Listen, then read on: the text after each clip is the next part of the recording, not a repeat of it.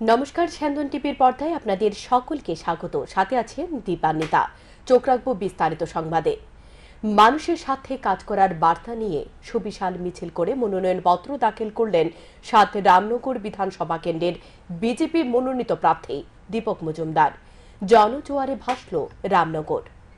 ৭ রামনগর বিধানসভা কেন্দ্রের বিজেপি প্রার্থী দীপক মজুমদারের মনোনয়নপত্র জমা দেওয়াকে কেন্দ্র করে এদিন জনজোয়ারে ভাসল শহর আগরতলা। ৭ রামনগর বিধানসভা কেন্দ্রের বিজেপি প্রার্থী দীপক মজুমদার প্রগতি স্কুল মাঠ থেকে দলীয় কর্মী সমর্থকদের সাথে সুবিশাল মিছিল করে প্রথমে রবীন্দ্র ভবনের সামনে যান। তারপর দলের নেতৃত্বদের সাথে নিয়ে সদর মহকুমা শাসক তথা রিটার্নিং অফিসার বিপুল দাসের কাছে মনোনয়নপত্র জমা দেন বিজেপি প্রার্থী দীপক মজুমদার। মেয়র দীপক মজুমদার বলেন, প্রচুর সংখ্যক মানুষ তাকে প্রার্থী হিসেবে সমর্থন করছে। আর ভারতীয় জনতা পার্টি এটাই নিয়ম, যাকে প্রার্থী করা হয় তাকে মানুষ গ্রহণ করে এবং সমর্থন করে। ৭ রামনগর বিধানসভা কেন্দ্র থেকে জয়ী হয়ে মানুষের জন্য কাজ করবে বলে জানান তিনি। ভালো লাগছে, প্রচুর সংখ্যক আমাদের সমর্থক কার্যকর্তা নেতৃত্বরা রামনগরে জড়ো হয়েছে। এটাতে বোঝা যায় যে রামনগরে মানুষ খুব উৎসাহিত এবং আমি বলবো আমার দিক থেকে যদি বলি যে আমাকে তারা কিন্তু প্রার্থী হিসেবে তারা মেনে নিয়েছেন, গ্রহণ করেছে। তো আমাদের ভারতীয় জনতা পার্টি এটাই সিস্টেম, যাকে প্রার্থী করা হয় তারা কিন্তু কার্যকর্তারা সম্মান জানান, তাকে গ্রহণ করে। তো রামনগরবাসীর কাছে আমার প্রত্যাশা থাকবে আমাকে তারা আশীর্বাদ করবেন, কাজ করার সুযোগ দেবেন। আমি রামনগরের জন্য, রামনগর উন্নয়নের জন্য আমাদের সরকারের যে চিন্তাভাবনা, কেন্দ্রীয় সরকার মোদীজির কেন্দ্রীয় সরকার তার যে চিন্তাভাবনা এবং ডক্টর মানিক সানিটির যে সরকার চলছে তার যে চিন্তাভাবনার সামনে বিষয়কে সামনে রেখে রামনগর উন্নয়ন কাজ করবে। প্রার্থী দীপক মজুমদারের মনোনয়নপত্র জমা দেওয়াকে কেন্দ্র করে শহর আগরতলা জনজোয়ারে ভাসে। আর এই জনজোয়ারের মধ্যে দিয়ে নিজের মনোনয়নপত্র জমা দেন বিজেপি প্রার্থী। স্যান্দন টিভি। দত্ত পরিবারে কোনো রাগ অভিমান নেই। ৭ রামনগর বিধানসভা কেন্দ্রের বিজেপি মনোনীত প্রার্থী দীপক মজুমদারের মনোনয়নপত্র দাখিল অনুষ্ঠানে অংশ নিয়ে একথা বলেন এলাকার প্রয়াত বিধায়ক সুরজিৎ দত্তের সহধর্মিণী। তিনি বলেন, দলের পক্ষ থেকে উনাকে প্রার্থী করতে চেয়েছিলেন, কিন্তু অসুস্থ বলে তিনি প্রার্থী হতে চাননি। তিনি জানান, কিডনি রোগে আক্রান্ত হয়ে বর্তমানে চিকিৎসা চলছে তাঁর। মঙ্গলবার তিনি বেঙ্গালুরু থেকে চিকিৎসা করে রাজ্যে ফিরেছেন। শারীরিক অসুস্থতার জন্য প্রার্থী হওয়ার সাহস দেখাননি তিনি। ৭ রামনগর বিধানসভা কেন্দ্রে মনোনীত বিজেপি প্রার্থী দীপক মজুমদারের সাথে উনার সমর্থন রয়েছে। আগামী দিনে দীপক মজুমদার আসন্ন উপনির্বাচনে জয়ী হয়ে এলাকা থেকে মানুষের সাথে কাজ করবে বলে আশা ব্যক্ত করেন প্রয়াত বিধায়কের সহধর্মিণী। তিনি এদিন স্পষ্ট করেছেন, দলের উপর কোনো ধরনের রাগ বিদ্বেষ অভিমান নেই প্রয়াত বিধায়কের পরিবারের। সমর্থন রয়েছে দীপক মজুমদারের সাথে। উল্লেখ্য, বিধায়ক সুরজিৎ দত্তের প্রয়াণের পর এলাকার গুঞ্জন সৃষ্টি হয়েছিল বিধায়কের পরিবার থেকে কাউকে উপনির্বাচনে বিজেপি প্রার্থী করা হবে। কিন্তু ভারতীয় জনতা পার্টির প্রার্থী তালিকা ঘোষণা হওয়ার পর সামনে উঠে আসে আগরতলা পুর নিগমের মেয়র দীপক মজুমদারের নাম। তারপর এ নিয়ে বহু জল ঘোলা হয়েছে। আজ সে জল ঘোলা হওয়ার পর পরিষ্কার বার্তা দিলেন প্রয়াত বিধায়কের সহধর্মিণী। আমাদের পরিবারকে চেয়েছিল, আমাকে চেয়েছিল, কিন্তু আমি খুব অসুস্থ। আমি কালকে এসেছি বেঙ্গালুরু থেকে, চিকিৎসা করি, আমার অসুবিধা হচ্ছে, কিডনির প্রবলেম, তাই আমি সাহস পাই। রামনগরবাসীর জন্য আপনার কি বার্তা থাকবে? রামনগরবাসীর জন্য এই বার্তা থাকবে যে সবাই যেন ভালো থাকে, সুস্থ থাকে, কাজে কর্মে যাতে সবাই মনোযোগ দেয়, আর আমাদের এলাকাটাকে বাঁচিয়ে দেয়। পশ্চিম ত্রিপুরা লোকসভা আসনের জন্য মনোনয়নপত্র জমা দেওয়ার শেষ দিন হচ্ছে বুধবার। এদিন দুপুর পর্যন্ত পশ্চিম ত্রিপুরা লোকসভা আসনে মোট 9টি মনোনয়নপত্র জমা পড়েছে বলে জানান পশ্চিম ত্রিপুরা লোকসভা আসনের রিটার্নিং অফিসার ডক্টর বিশাল কুমার। তিনি আরও জানান, বুধবার মনোনয়নপত্র জমা দিয়েছে বিজেপি প্রার্থী বিপ্লব কুমার দেব ও কংগ্রেস প্রার্থী আশিস কুমার সাহা। বাকি 7 জন প্রার্থীর মধ্যে কয়েকজন আঞ্চলিক দলের, আর বাকিরা নির্দল প্রার্থী। বৃহস্পতিবার মনোনয়নপত্র স্কুটিনি করা হবে। মনোনয়নপত্র প্রত্যাহারের শেষ দিন 30 मार्च। कितना नॉमिनेशन सबमिशन हुआ है और आज कितना हुआ? First West Tripura parliamentary constituency के लिए टोटल अभी तक 9 एप्लीकेशंस आए हैं, नॉमिनेशंस आए हैं। और इन 9 नॉमिनेशन में महत्वपूर्ण नॉमिनेशन जो आए हैं वो भारतीय जनता पार्टी की तरफ से श्री विप्लव देव जी के आए हैं। और कांग्रेस की तरफ से श्री आशीष शाह के आए हैं। बाकी जो 7 कैंडिडेट्स हैं इनमें से कुछ रीजनल पार्टीज़ के हैं और कुछ इंडिपेंडेंट हैं। तो आज तो डेट भी ख़त्म हो रहा है। हाँ, आज जो डेट है वो फाइनल डेट है। हम उम्मीद करते हैं कि मैक्सिमम होगा तो एक एप्लीकेशन और आ सकता है, नहीं तो यही एप्लीकेशन फाइनल लिस्ट में रहेंगे। বিশালগড় থানার অন্তর্গত গোকুলনগর সুকান্ত কলোনি এলাকায় প্রাক্তন শিক্ষকের পঞ্চাগোলা মৃতদেহ উদ্ধার। মৃত ব্যক্তি দীর্ঘদিন ধরে শিক্ষকতার পেশার সাথে জড়িত ছিলেন। পরিবার পরিজন বলতে উনার কেউ নেই। আগে তিনি শিক্ষকতার পেশায় জড়িত ছিলেন, কিন্তু দীর্ঘদিন ধরে ভিক্ষা করে এলাকায় থাকতেন। অবশেষে গত কয়েকদিন ধরে উনার দেখা মিলছিল না এলাকাবাসীর। বুধবার সকালে এলাকাবাসী দুর্গন্ধ পেয়ে বহু খোঁজাখুঁজির পর দেখে একটি পরিত্যক্ত জায়গায় উনার মৃতদেহ পড়ে আছে। তারপর খবর দেওয়া হয় বিশালগড় থানার পুলিশকে। পুলিশ এসে মৃতদেহ উদ্ধার করে ময়না তদন্তের জন্য মর্গে পাঠায়। লোকটা তো কেউ মতলব মানে কেউ নাই নাই বলতে একটা বাইক নামানো আছে, থাকতো সিএসআরের ভিতরে, ঠিক আছে। তো মানুষের বাড়িতে গিয়ে খাওয়া দাওয়া আনতো বা ভিক্ষা করে খাইতো, যেটা আজকে 10-12 দিন ধরে মনে পাওয়া যেতেছে না। 10-12 দিন হচ্ছে বাড়িতে কেউ দেখে না, আর এরকম তো খোঁজ করি না, কেউ নাই যে কই গেছে কি আসুক কিছু।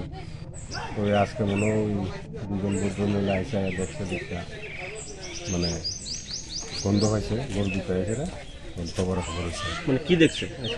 ওই গন্ধ পাইছে, গন্ধ পাই তো মাস্টারে হয় না, একটা এরকম জানা আছে যে তারা পাওয়া যেতেছে না। অবশেষে গাঁজা পাচার কাণ্ডে জড়িত 3 যুবককে গ্রেপ্তার করল বিলোনিয়া থানার পুলিশ। গাঁজা পাচার কাণ্ডে জড়িতদের নাম ঠিকানা জানা সত্ত্বেও 3 দিন ধরে চলছিল পুলিশের কর্তা বাবুদের বিভিন্ন ধরনের তালবাহানা। শেষ পর্যন্ত এক প্রকার চাপে পড়ে গত মঙ্গলবার গভীর রাতে রাজনগর ব্লকের পিপরিয়া থানা এলাকায় অভিযান চালিয়ে গাঁজা কাণ্ডে জড়িতদের গ্রেপ্তার করে পুলিশ ধৃত 3 জনকে বুধবার দুপুরে বিলোনিয়া আদালতে সোপর্দ করে। গাঁজা কাণ্ডে জড়িত 3 যুবকের নাম বিকাশ সরকার, প্রশান্ত বৈদ্য ও সুজিত বৈদ্য। এর মধ্যে বিকাশ সরকার পিয়ার বাড়ি থানার এসপিও পদে কর্মরত থাকা অবস্থায় কিভাবে গাঁজা পাচার কাণ্ডে জড়িত তা নিয়ে অবাক জনগণ। এদিকে এসপিও জওয়ান বিকাশ সরকার জানায় সে এই গাঁজা পাচারের সাথে জড়িত না। ভোলানাথ শীল সাবরুম থানাতে এসআই পদে কর্মরত।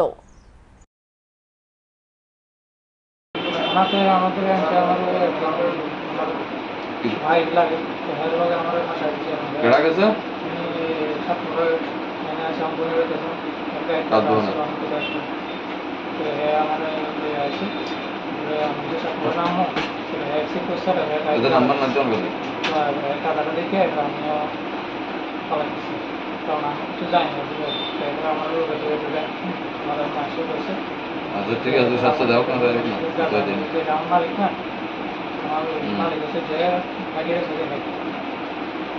মনু রেল স্টেশন সংলগ্ন রেল ব্রিজে এক কিশোরীর ক্ষতবিক্ষত দেহ উদ্ধার। মৃত কিশোরীর নাম স্বস্তিকা দেওয়ান, পিতা সঞ্জিত দেওয়ান, বাড়ি লংতরাই ভেলি মহকুমার মনু থানাধীন লম্বা বিল এলাকায়। কিশোরী মেয়েটি ছৈলেংটা ইংরেজি মাধ্যম স্কুলে 8ম শ্রেণীর ছাত্রী ছিল। বুধবার পরীক্ষায় ফলাফল জানতে সকালে স্কুলে ছুটে যায়। দুপুর আনুমানিক 2:30 নাগাদ ময়নামা রেল ব্রিজে তার ট্রেনে কাটা ক্ষতবিক্ষত দেহ দেখতে পায় স্থানীয়রা। স্থানীয়দের কাছ থেকে খবর পেয়ে ঘটনাস্থলে ছুটে আসে পুলিশ। মৃতদেহ উদ্ধার করে ময়না তদন্তের জন্য মনু হাসপাতালে নিয়ে আসা হয়। প্রাথমিক ধারণা, আশা অনুরূপ ফলাফল করতে না পেরে আত্মহত্যার পথ বেছে নিয়েছে স্বস্তিকা। ঘটনার পর এলাকায় শোকের ছায়া নেমে এসেছে। ফিল্মি কায়দায় বাইক চালাতে গিয়ে মৃত্যুর কোলে ঢলে পড়ল 29 বছরের যুবক রিপন দেবনাথ। তার বাড়ি চারু বাসা এলাকায়। ঘটনা সোমবার রাতে। জানা যায় রিপন দেবনাথ তার TR05E4782 নম্বরের বাইক নিয়ে রাধাপুর এলাকা দিয়ে দ্রুত গতিতে যাওয়ার পথে নিয়ন্ত্রণ হারিয়ে দুর্ঘটনার শিকার হয়। পরে পথ দুর্ঘটনার খবর ঘটনাস্থলে পৌঁছায় দমকল কর্মীরা। ঘটনাস্থল থেকে বাইক চালকে রক্তাক্ত অবস্থায় ধর্মনগর জেলা হাসপাতালে নিয়ে গেলে কর্তব্যরত চিকিৎসক তাকে মৃত বলে ঘোষণা করেন। এদিকে তড়িঘড়ি জেলা হাসপাতালে ছুটে যায় ধর্মনগর থানার পুলিশ। ধর্মনগর থানার ওসি জানান, গোটা ঘটনায় পুলিশ একটি পথ দুর্ঘটনার মামলা হাতে নিয়ে তদন্ত শুরু করেছে। বুধবার মৃতদেহ ময়না তদন্তের পর আত্মীয় পরিজনদের হাতে তুলে দেওয়া হয়। আজকে হোলি উপলক্ষে আমাদের সারা ধর্মনগর শহর জুড়েই বাইক চেকিং এবং বিভিন্ন মোবাইল টোবাইল ছিল।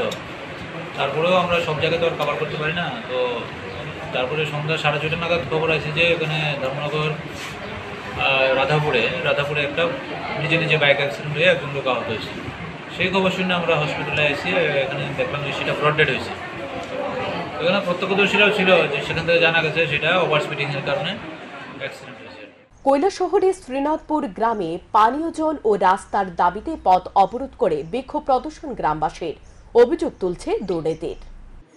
বুধবার সকাল থেকে কৈলাসহর বাবুর বাজার হীরাছড়া রাস্তাটি অবরোধ করে বিক্ষোভ প্রদর্শন করে শ্রীনাথপুর গ্রামবাসী। মূলত শ্রীনাথপুর গ্রাম পঞ্চায়েতের 2 নং ওয়ার্ড এলাকায় পানীয় জল এবং রাস্তার জন্য পঞ্চায়েত সচিব নানু মিয়া সহ প্রধান সহ অন্যান্য পঞ্চায়েত সদস্যদের দায়ী করে বিক্ষোভ প্রদর্শন করেছে গ্রামবাসীরা। শ্রীনাথপুর গ্রাম পঞ্চায়েতের 2 নং ওয়ার্ড এলাকায় প্রায় 150 পরিবারের বসবাস রয়েছে। এই 150 পরিবারের যাতায়াতের জন্য কেবলমাত্র একটি মাটির রাস্তা রয়েছে। রাস্তাটি বর্তমানে চলাচলের অযোগ্য হয়ে পড়েছে।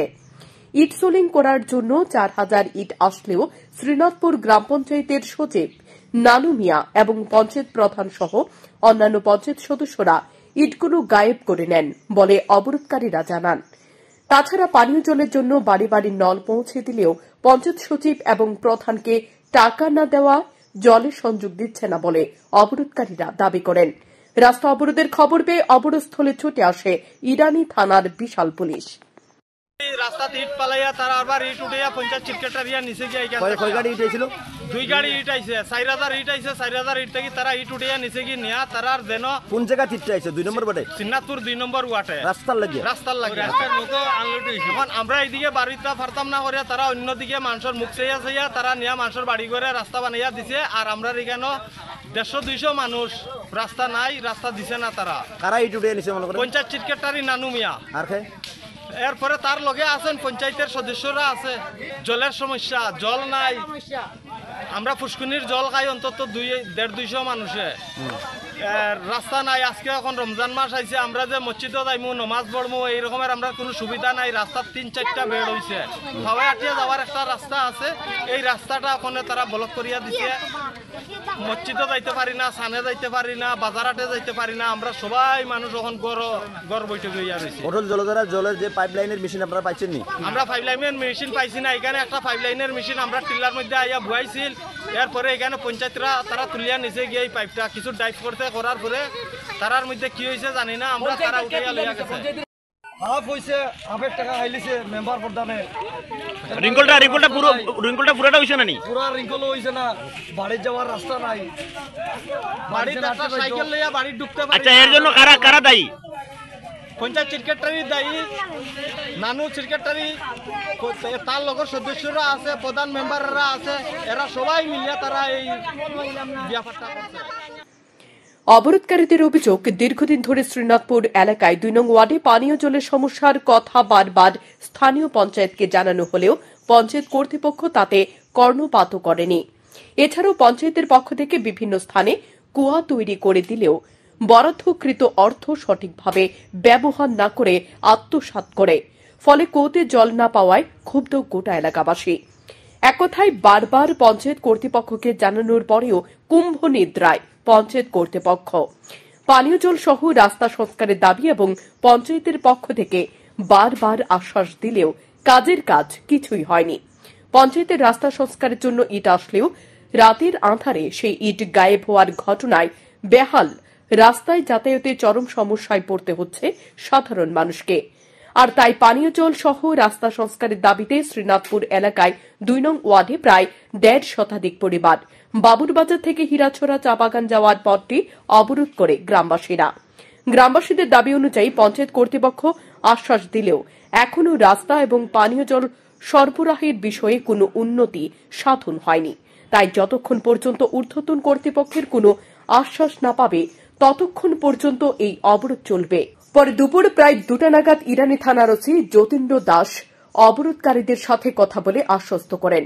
পানীয় জল সরবরাহের জন্য রাস্তা সংস্কারের জন্য সংশ্লিষ্ট 2 দপ্তরের আধিকারিকদের সাথে আগামী 2 দিনের মধ্যে কথা বলে সমস্যা সমাধানের চেষ্টা করবে। ওসি যতীন্দ্র দাসের কাছে থেকে এই আশ্বাস পাওয়ার পর অবরোধকারীরা রাস্তা অবরোধ প্রত্যাহার করে নেয়। Bureau report, শান্তন TV. 2 শতাধিক ভোটার বিরোধী শিবির থেকে যোগদান করেছে ভারতীয় জনতা পার্টিতে। বুধবার প্রদেশ বিজেপির কার্যালয়ে প্রদেশ বিজেপি সহ সভাপতি সহ অন্যান্য নেতৃত্বদের হাত ধরে যোগদান করে ভারতীয় জনতা পার্টিতে। তারা বামুটিয়া, বরজলা, রামনগর এবং তেলিয়ামুড়া সহ বিভিন্ন বিধানসভা কেন্দ্র থেকে ভারতীয় জনতা পার্টিতে যোগদান করেছে। তাদের হাতে দলীয় পতাকা তুলে দিয়ে দলে স্বাগত জানানো হয়। নেতৃত্বের মধ্যে ছিলেন মণিদীপ্ত রায়। উনার নেতৃত্বে ভারতীয় জনতা পার্টিতে যোগদান করেছে 207 জন ভোটার বলে জানান প্রদেশ বিজেপি নেতৃত্ব। 42 জনের নেতৃত্বে 242 জন পরিবার এবং 207 জন ভোটার। 42 পরিবারের 207 জন ভোটার ভারতীয় জনতা পার্টিতে যোগদান করেছেন। তারা বিভিন্ন দলে ছিলেন, সিপিএমে ছিলেন, কংগ্রেসে ছিলেন, বিভিন্ন দল তারা ত্যাগ করে ভারতীয় জনতা পার্টিতে যোগদান করেছেন। ভারতীয় জনতা পার্টির হয়ে কাজ করতে আগ্রহ প্রকাশ করেছেন এবং নরেন্দ্র মোদীজির নেতৃত্বে যে সরকার চলছে সেই সরকারের প্রতি আস্থা ব্যক্ত করে নরেন্দ্র মোদীজির হাতকে শক্তিশালী করার সংকল্প গ্রহণ করেছেন। শ্বশুরবাড়ির নির্যাতন সহ্য করতে না পেরে গ্রামের মহিলাদের সঙ্গে নিয়ে রাস্তায় নামল অসহায় গৃহবধূ। ঘটনার বিবরণে জানা যায়, বৈরাগী বাজারের মিনা সরকারকে 12 বছর আগে মেলাঘর পৌরসভার 9 নম্বর ওয়ার্ডের মানিক সরকারের ছেলে সুজন সরকারের সাথে সামাজিক রীতি মেনে বিয়ে দেওয়া হয়েছিল। বিয়ের 2 বছর পর থেকে মিনারানী সরকারের উপর স্বামী সুজন সরকার এবং তার শ্বশুর শাশুড়ি সহ নির্যাতন শুরু করে। নির্যাতনের মাত্রা অতিরিক্ত না হওয়াতে মিনারানী সরকারের 2টি মেয়ে সন্তান জন্ম নেয়। পরে আবার অন্তঃসত্ত্বা হয়। তারপর থেকে শুরু হয় প্রতিনিয়ত নির্যাতন, যার ফলে মিনারানী সরকার অন্তঃসত্ত্বা অবস্থায় স্বামী সুজন সরকারের বাড়ি থেকে বাপের বাড়িতে চলে যায়। তারপর মিনারানী সরকারের বাপের বাড়িতে একটি পুত্র সন্তান জন্ম দেয়। পুত্র সন্তান হওয়ার 6 মাস পর এলাকাবাসী একটি সালিশি সভা করে মিনারানী সরকারকে পুনরায় স্বামী সুজন সরকারের বাড়িতে নিয়ে আসেন। কিন্তু কিছুদিন ঠিকঠাক চললেও বিগত কয়েকদিন ধরে আবার নির্যাতন শুরু করে মিনারানী সরকারের উপর তার শ্বশুর বাড়ির লোকজন বলে অভিযোগ। মঙ্গলবার রাতে শ্রী মিনারানী সরকারকে মারধর করতে গেলে এলাকাবাসীরা একত্রিত হয়ে প্রতিবাদ করতে গেলে শাশুড়ি খুকুরানী সরকার এলাকাবাসীদের অশ্লীল ভাষায় গালিগালাজ করতে থাকে এবং মিনারানী সরকারের অভিযোগ তার স্বামী সুজন সরকার নাকি পরকীয়াতে যুক্ত, যার ফলে প্রতিনিয়ত নির্যাতন করে তার উপর। এই ঘটনাকে কেন্দ্র করে এলাকাবাসীর মধ্যে ক্ষোভ সৃষ্টি হয়েছে। এলাকাবাসীরা অভিযুক্তের বিরুদ্ধে সুষ্ঠু বিচার চাইছে। বাইরের মতলব দেখিয়া বাইরের মতলব গড়ায় আমার শান্তি দিতেছে না। সে বাইরের মতলব দিকে আমার কোনো শান্তি দিতে আছে। আপনি স্বামী কি পরকীয়া কোনো যুক্ত আছে? অন্য কেউ যুক্ত আছে দিকে তো আমার জ্বালা যন্ত্রণা বেশি দিতে আছে। এটা মানে কবে তো শুরু হয়েছে এই ঘটনা আপনার সাথে? বিয়ে হয়েছে, বিয়ার হয়েছে পরে ডেলিভারি করার থেকে জ্বালা যন্ত্রণাটা। আপনার শ্বশুরের নাম? আপনার শ্বশুরের নাম? শ্বশুরের নাম মানিক সরকার। স্বামী কি করে? গাড়ি খেয়ে। কি গাড়ি খেয়ে? এই বিষয়টা আপনি জানাচ্ছেন না এখানকার স্থানীয় নেতৃত্বরা বা জানাইছি? তারা আমার দিয়ে গেছে। এরপর থেকে আমি ঘর বন্দি করে ফেলাইছি। কেউ লোকে কথাবার্তা করতেন না, ঘর তো বন্দি করে ফেলাই রাখে, দরজা বাড়ি দিয়ে ফেলাই রাখে। ঘর থাকতাম দেয়, ঘর লেডি ধরে আমার কোনোখানে দেয়, লেডি আমার মাথা ধরে করতে আছে দিকে। নন্দা জামাই এবারে এই লাই দিতে আছে, নন্দা জামাই এবারে লাই দিতে আছে। নন্দা জামাই গন্তব্যের উদ্দেশ্যে রেল রওনা হলেও টিকিট কাউন্টার খুলল না। বিনা টিকিটে রওনা হল যাত্রীরা। এর দৃশ্য ধরা পড়ে বুধবার আগরতলা বাঁদারঘাট স্থিত রেল স্টেশনটি রেল কর্মীদের চরম গাফিলতির কারণে সরকারি কোষাগার ফাঁকা হওয়ার অন্যতম উদাহরণ হয়ে উঠেছে বলে মনে করছেন যাত্রীরা। জানা যায়, প্রত্যেক দিনের ন্যায় বুধবারও ভোর 5:25 রাজধানী আগরতলার বাঁধারঘাট স্টেশন থেকে উদয়পুরের একটি ডেমো ট্রেন যাওয়ার কথা ছিল। সে মোতাবেক শত শত যাত্রী আগরতলা থেকে উদয়পুর যাওয়ার জন্য ভোর আনুমানিক 4টা থেকে রেল স্টেশনে টিকিট কাউন্টারের সামনে ভিড় জমায়। কিন্তু ভোর আনুমানিক 4টা থেকে টিকিটের আশায় বসে থেকে রেল চলে আসলেও খুলল না টিকিট কাউন্টার, যার ফলে রেল স্টেশন কর্তৃপক্ষের দায়িত্বজ্ঞানহীনতার কারণে দীর্ঘক্ষণ লাইনে দাঁড়িয়ে থেকে ভোগান্তির শিকার হতে হয় কয়েক শতাধিক যাত্রীর। এক প্রকার ক্ষোভের সঞ্চার হয়। অবশেষে এক প্রকার বাধ্য হয়ে বিনা টিকিটে আগরতলা থেকে উদয়পুরের উদ্দেশ্যে রওনা হয় রেল যাত্রীরা। তবে এই ধরনের ঘটনা ডেমো ট্রেনে কোনো নতুন বিষয় নয়। বিনা টিকিটে প্রতিদিন সফর করছে বহু যাত্রী, কারণ যাত্রীদের কাছ থেকে টিকিট দেখার প্রয়োজন মনে পড়ছে না, যার ফলে অনায়াসে সরকারি সম্পদ চড়ছে বহু যাত্রী। ঊর্ধ্বতন কর্তৃপক্ষের কাছে বিষয়ে খবর থাকলেও তারা বিষয়টি নিয়ে কোনো প্রকার কর্ণপাত করছে না। এতে করে সরকারি সম্পত্তির উপর প্রভাব পড়ছে বলে মনে করছে অনেকে। 4:15 এসছি, 4:15 থেকে এখন 5:01 বেজেছে, এখন অব্দি টিকিট কাউন্টার খুলেনি। ম্যাটার অফ মানে কি বলবো, কিছু বলার নেই।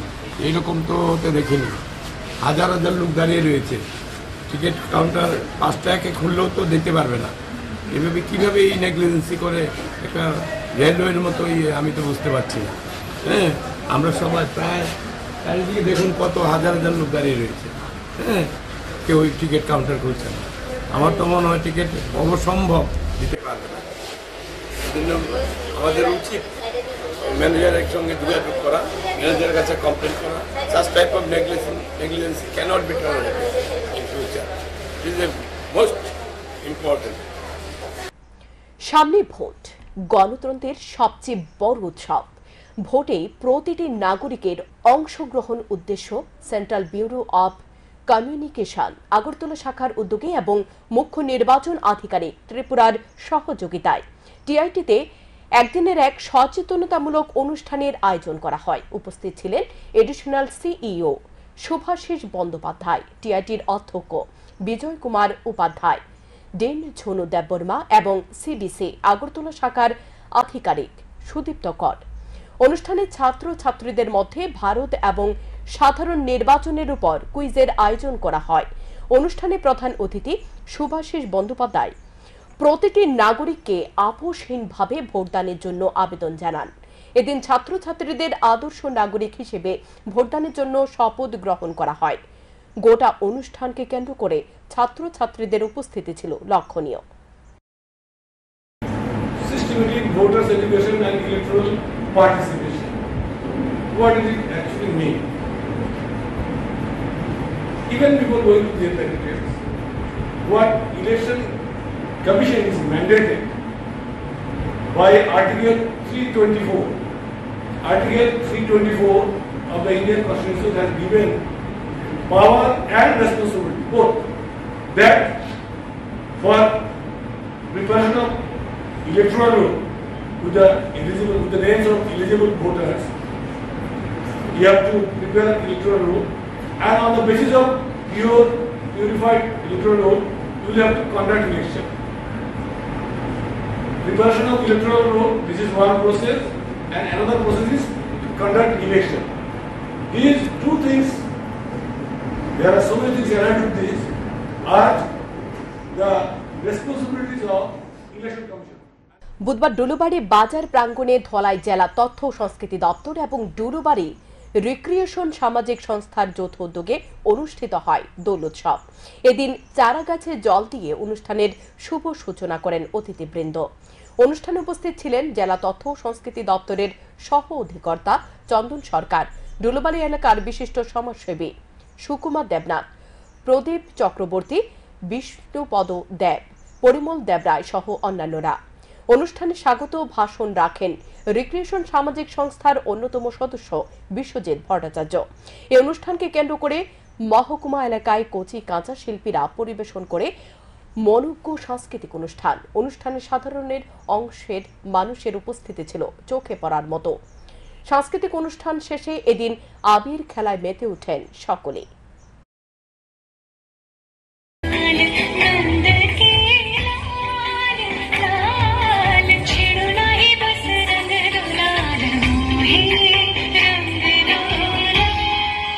রাজ্যের একটা ঐতিহ্যবাহী উৎসবের অন্যতম রাজ আমল থেকে আমাদের রাজ্যে দোল উৎসব মহাসমারোহে পালিত হতেন। আপনারা সবাই জানেন বিশ্বকবি রবীন্দ্রনাথ ঠাকুর আমাদের রাজ্যে সাতবার এসেছিলেন। এই 7 বারের মধ্যে একবার উনি এসেছিলেন এই দোল উৎসবের সময়। সেবার উনি ছিলেন কর্নেল চমনি ঠাকুর মহিমচন্দ্রের বাড়িতে অবস্থায় দোলের শিল্পীরা ওই বাড়িতে দোল পরিবেশন করতে, দোলের গান, দোল উৎসব সমারোহ করার জন্য যখন উপস্থিত হন, কবিগুরু এই উৎসবকে সচক্ষে দেখে অনুধাবন করেন। পরবর্তী সময়ে বিশ্বভারতী তথা শান্তিনিকেতনে এই ত্রিপুরা রাজ্যের দোল উৎসব থেকে অনুপ্রেরণা নিয়ে ওখানে শুরু করেন বসন্ত উৎসব। সেই হিসাবে ত্রিপুরা রাজ্যবাসী হিসাবে আমরা গর্বিত। পাচারকালে বিশালগড়ে আটক 2 গাড়ি চিনি। জানা যায় পাচারকালে করইমুড়া এলাকায় বিশালগড় থানার পুলিশের হাতে আটক হয় 2টি বোলেরো গাড়ি। আটক করা হয় 100 বস্তা চিনি। তবে লোকসভা নির্বাচনকে সামনে রেখে বাংলাদেশের সীমান্তবর্তী এলাকায় রাত 10টা থেকে সকাল 5টা পর্যন্ত 144 ধারা জারি করা হয়েছে। কিন্তু আশ্চর্যের বিষয়, 144 ধারা জারি থাকা সত্ত্বেও প্রতিনিয়ত অবৈধভাবে বাংলাদেশে বিভিন্ন নেশা জাতীয় সামগ্রী থেকে শুরু করে চিনি পাচার করা হচ্ছে। বিশালগড় থানার পুলিশ গোপন খবরে পেয়ে বুধবার রাত 2:30 নাগাদ করইমুড়া নাকা পয়েন্টে আটক করে 2টি গাড়ি থেকে 100 বস্তা চিনি। আজকে আমরা ওই করইমুড়া নাকা পয়েন্টে সন্দেহজনক অবস্থায় 2টা বোলেরো পিকআপ ভেহিকেল আমরা আটক করেছি। আর এই ভেহিকেলগুলিতে 50 বস্তা করে টোটাল 100 বস্তা চিনি পাওয়া গেছে। আর এগুলি আমরা সিজ করে তদন্ত শুরু করেছি যে এগুলি কোথায় যাচ্ছিল বা কে বা কারা এগুলি এনেছে এখানে। না, এগুলি তো সিজ করেছি আমরা। সিজ করার পর আমরা দেখছি এগুলি কার, এটা কার কাগজ, কি আসে বিষয় সমস্ত কিছু আমরা ইনভেস্টিগেশন করে দেখছি। স্যার, মোট কত বস্তা চিনি আছে এখানে? 100। এখনকার মতো সংবাদ এ পর্যন্তই। চোখ রাখুন স্যান্দন টিভির পর্দায়।